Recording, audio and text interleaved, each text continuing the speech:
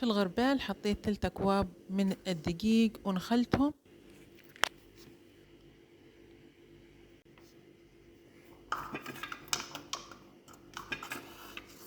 وين رجال تشوف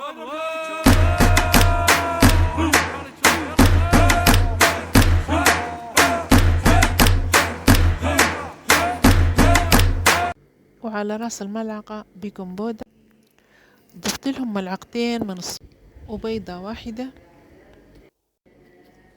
وطرف فانيليا لكسر سفاح، وضفت لهم ملاعق من وعجنت المقادير.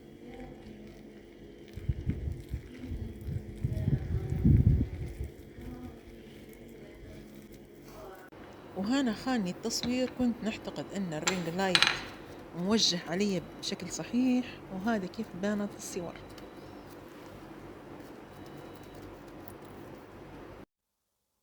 وحطيت فيه الكاكاوية ولفيته بالشكل هذا عشان النقشة،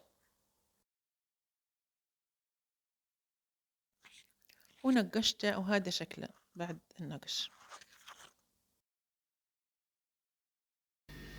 وبعد طاب سقيته بالشربات.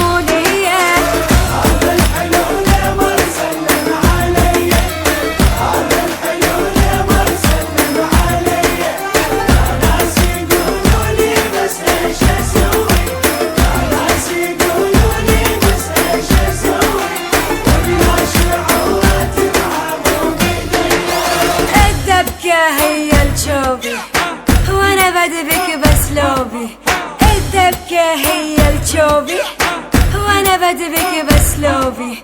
النوب